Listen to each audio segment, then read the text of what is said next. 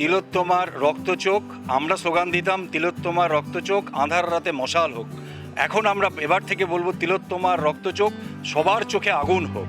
সেটাই আমরা আজকের এই যুবশক্তির থেকে আমরা গ্রহণ করলাম। 9 আগস্ট 2024 আরজিকর মেডিকেল কলেজে নৃশংস ঘটনার প্রতিবাদে আমরা দেখেছি আমাদের রাজ্যের যুব সমাজ রুখে দাঁড়িয়েছে। আমরা দেখেছি আমাদের রাজ্যের নাগরিক সমাজ, চিকিৎসক, বিভিন্ন স্তরের মানুষ সেই ঘটনার প্রতিবাদ করেছেন।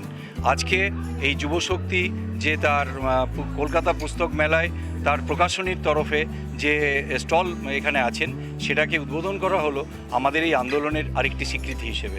তাই আমরা এখানে আছি। লড়াই করতে গেলে তো ভালো মন্দ বিচার করতে হয়, আর ভালো মন্দ বিচার করার শক্তি জাগায় জ্ঞান।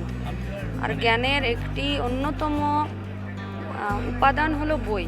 তাহলে যখন আন্তর্জাতিক বই মেলাতে যুবশক্তি স্টল দেবে, ডিওয়াইএফআই এর কথা বিচার লড়াই আমরা ছড়াবো, সেখানে এবারের বুক স্টলে তিলোত্তমা থাকবে না, জাল ওষুধ থাকবে না, বুদ্ধদেব ভট্টাচার্য থাকবে না, সেটা হয় না।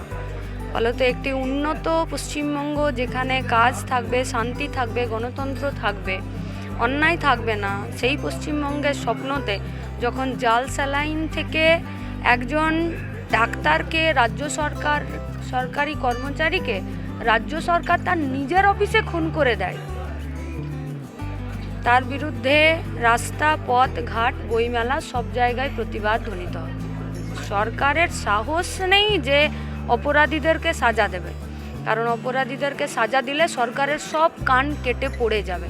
আর তখন বোঝা যাবে যে তৃণমূল কংগ্রেস দলটা কত নিকৃষ্টতম, এবং তাদের মাথায় ছাতা ধরে দাঁড়িয়ে থাকা বিজেপিটা কত মেয়েদের বিরোধী, সভ্যতার বিরোধী, প্রগতিশীলতার বিরোধী, এবং কতটা জাল কারবারিদের সঙ্গে। ফলত কারো মুখ ঢাকতে কাউকে বলির পাঁঠা করা, তাই ওরা বিচার করছে না। শিল্পী বা সাহিত্যিক যেই হোক, তার একটা সংবেদনশীল মন থাকে। তা সেই সংবেদনশীল মন নিয়ে তার মনটা কী হয়, প্রত্যেকটা ঘটনা, সমাজের থেকেই তো আমরা শিল্পী হই, তা প্রত্যেকটা ঘটনাই আমাদের মনকে আন্দোলিত করে। সেটা ভালো ঘটনা হতে পারে, খারাপ ঘটনা।